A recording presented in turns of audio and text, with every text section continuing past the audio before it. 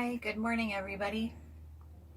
Welcome to our teaching time for Vancouver Eastside Vineyard Church, Sunday, August 30th, 2020.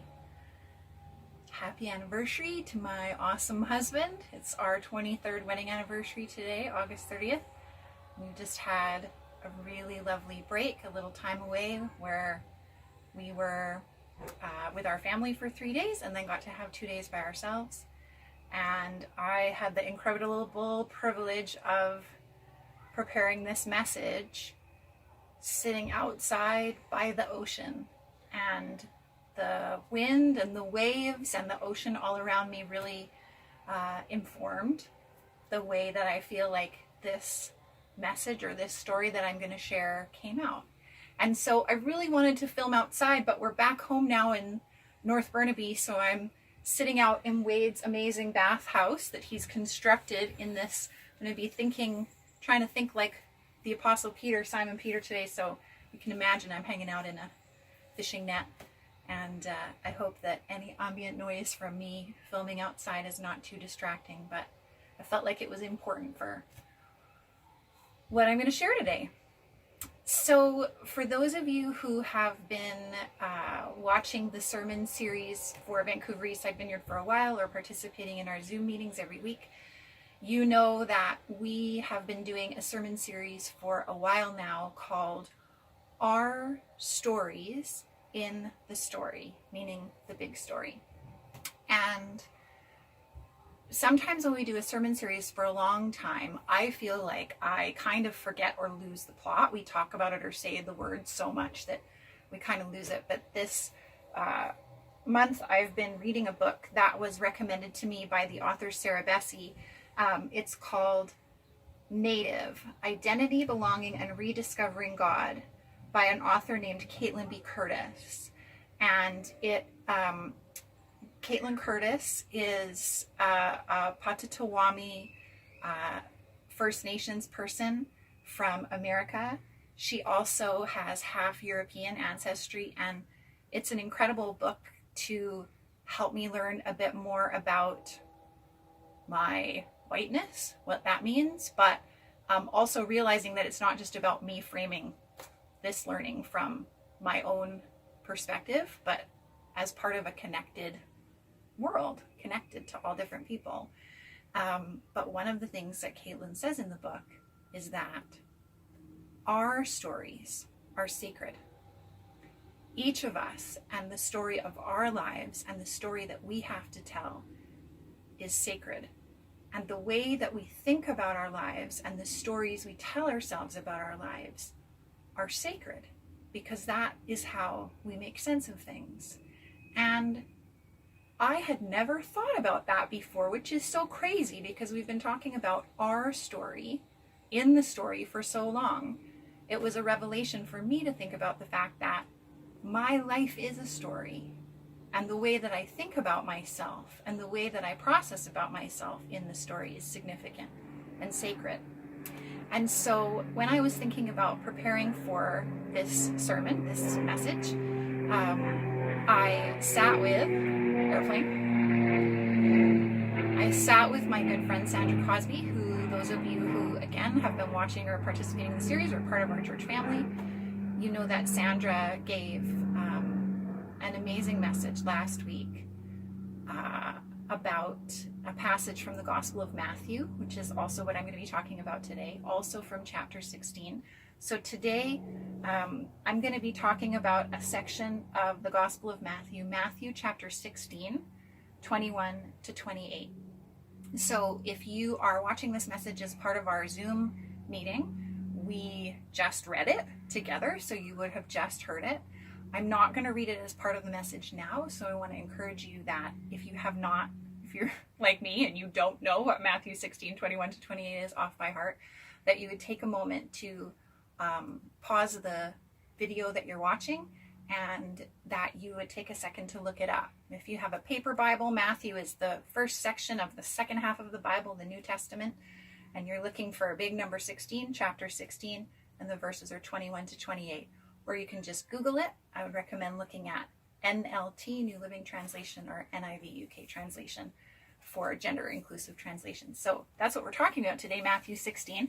And Sandra shared last week about the section right before what I'm going to teach about today, where Jesus is having a conversation with his disciples and about how he names and renames Simon, who he renames Peter, who then gets called Simon Peter or Peter through the rest of the Gospels. And she challenged us, encouraged us to a meditative exercise about naming God and naming ourselves. And it was interesting, and if you took a risk with it, it was probably pretty vulnerable. I did for me when we were on vacation, but I really appreciated it. And it was special and sacred and became a part of my story. And so when Sandra and I met together to talk about teaching or sharing with our church community about these two chunks of the same verse and the same story in Matthew 16, I shared with her that the verses from Matthew 16, which we've just read together, about dying to ourselves or giving up our selfish ways, taking up our cross and following Jesus, are verses that the meanings have changed to me over the years. I've gone through some situations in my own story in the last year where my career has changed, and I've had to ask myself a lot of questions about who I am and what I have done with my time, and what have I done in service to God, and what do I want to do in the future. And a lot of it has to do with my understanding of this passage, about what Jesus says about giving up, dying to ourselves, or losing our lives, and finding ourselves or finding our lives in the process. And Sandra encouraged me to not only share with you just that I've had to rethink and question a lot of what this passage has meant to me, but she encouraged me to story. One of the things that I have done in the past 2 years is I have started to use writing stories as a way to understand and process things that are going on in my heart and my mind. Oh, and apparently that feels quite vulnerable when I talk about that. That's very interesting. So Sandra said to me, why don't you try, instead of explaining the verses and what they mean, why don't you try to write a story? So I did. So we're going to pause the video for a second, partly for editing, partly so I can take a drink of water and take a deep breath. And I'm going to share with you a story that I wrote inspired by these verses. We had been traveling all the while, trying to work out exactly what we were a part of. We knew that Jesus was sent from God, but it felt like so often we were just trying to figure things out all the time. We talked amongst ourselves, but it wasn't like we were always the best of friends. I mean, I had my brother with me, and of course, we knew James and John from before, but it had been really different than what we expected. Just when we thought we understood what might have been happening with Jesus, something even stranger than the last thing would come again. I have been waiting my whole life for Messiah. When I saw Jesus, when I heard him teach, and then when he called me to come with him, I was desperate to be a part of Messiah coming, and I was so ready. He did and said extraordinary things. He was healing. He was teaching in riddles and stories and casting out demons. A whole herd of pigs threw themselves off of a cliff. That was something to see for sure. But what finally got me was the boat. We had seen a lot. we had heard a lot. And Jesus had been teaching out by a lake. There was nothing around. And when it was time to feed everybody, we didn't have anything to do it. And then he told us to feed them. With what? We had nothing to give them. We had no feast. But Jesus said, gather what we had. And then we did. And it was hardly anything, but he blessed it. He broke it. And then he gave it and put it in our hands. And it just never ran out. Every time we reached, there was just more. We didn't have anything to give. But there was just always something there. And then by the time we fed everyone, we were exhausted. And Jesus actually stayed behind and he put us in the boat and he sent us out on the lake. And in the middle of the night, there was this storm. It was bad. I mean, even for those of us who've been fishing most of our lives, it was really bad. And we were terrified. We were trying to lash things down. We were trying to lash each other down. And I saw somebody coming, someone coming on the water. When you fish, you know there's a whole bunch of stories about what it is that causes a storm. And we were scared out of our heads. But then somehow we heard his voice. We never should have been able to hear his voice with all that noise. But I heard him say, "Courage! It's me! Don't be afraid!" That's when I think I knew that he must be Messiah, that he must be from God, and I wanted him. I wanted so much to do the thing that he was doing. My family, my people, we'd waited so long and we'd been put underfoot for so long. I left my wife at home. For what? I just wanted Jesus, Messiah, right then. And it was now or never. So I just said, "Master, if it's you, you call me and I'll come." And he said, "Come ahead." So I just jumped and I started running to him. I just ran and I walked just like him. And then, woof, a huge wave, cold, hit me right in the face. And then I saw the sea below me. And then I heard the screams in the boat. My brother, my friend Simon. And I thought, who am I? Simon doesn't walk on water. I know how the ocean works. And I felt myself go down. And then Jesus was already there. I said, "Master, save me, save me." And he had his hands on me and I rose with him and we made it into the boat. Then he looked at me with like love or frustration and said, "Faint heart, what got into you?" And we worshiped him. We called him God's son, but he didn't even say anything then. And when we landed, all the people came around him again. They just touched the edges of his robe and got healed. And I felt like I just touched the edge of something when he looked at me, when he pulled me in that boat. So it's a similar look that he gives me when he says, "Who do you say I am?" He rarely ever answered questions straight ahead, and he very rarely asked us a question that he wanted a straight answer to. But I thought about what my heart did when I saw him on the water, and I wanted to jump no matter what.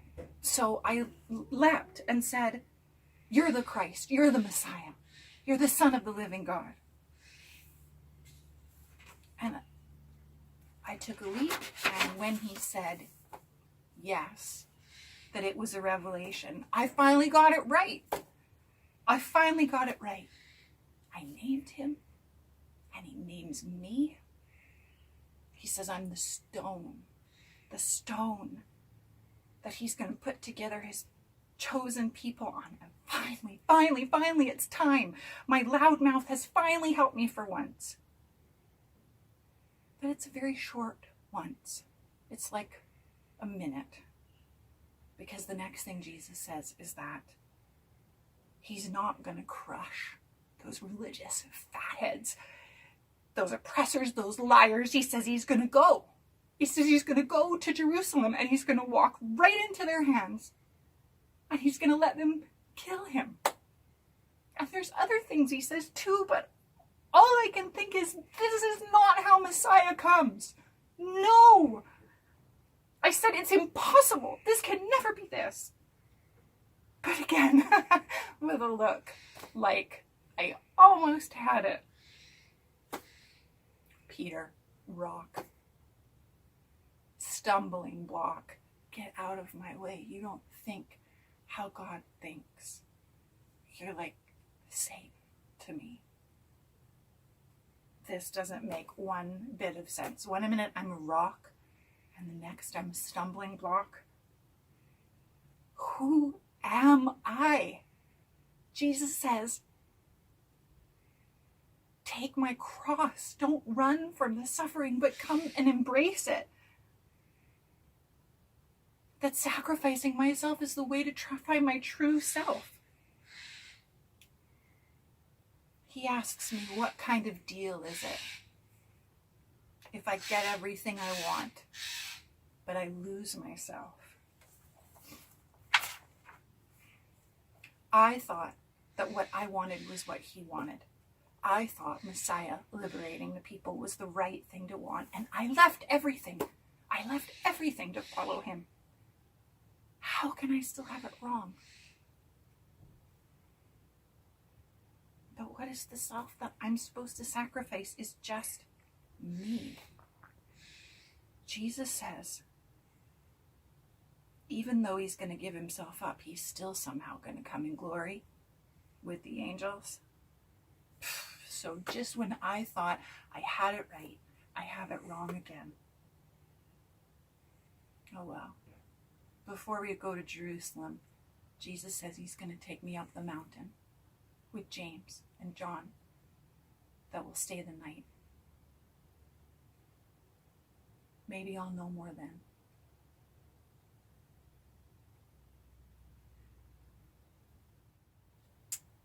So thanks for listening to my story. I am trusting that there will be something that hopefully got stirred up for you or that got touched on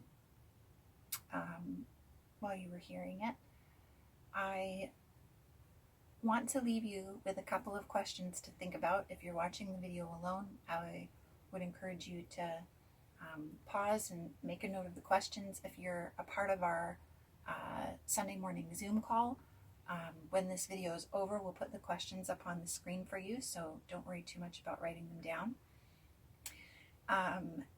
As I was thinking about this passage and processing what it meant for me right now, one of the things that I have been processing and thinking about a lot was the concept of the true self and the false self, which is something that our lead pastor Gordy has taught on many times. And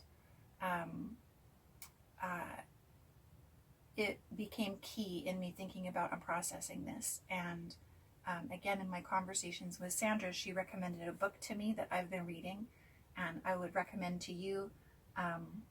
It's by James Finley, and this title is a bit blurred, but this is called Merton's Palace of Nowhere, A Search for God Through Awareness of the True Self. And so again, just looking at this idea of finding ourselves and losing ourselves for the sake of God. It's a big concept that a lot of people have written a lot of really smart things about. And we've heard teaching on as a church before, but I want to encourage you to find some more about that as you go deeper in this. As we take time to process and discuss this now, I want to encourage you to actually have the scripture open in front of you. So even in our Zoom teaching, as you go to discussion groups, can I encourage you to grab a Bible or pull it up on your phone? Once again, it's Matthew chapter 16, 21 to 28. And these are the questions that I'd like to leave you with today to process these verses. My first question for you is, what has your experience been with your idea of self-sacrifice or giving up things for God. I'm wondering how that has been a part of your story, and if that's something that you can either write about on your own today or think about on your own or share with your discussion group.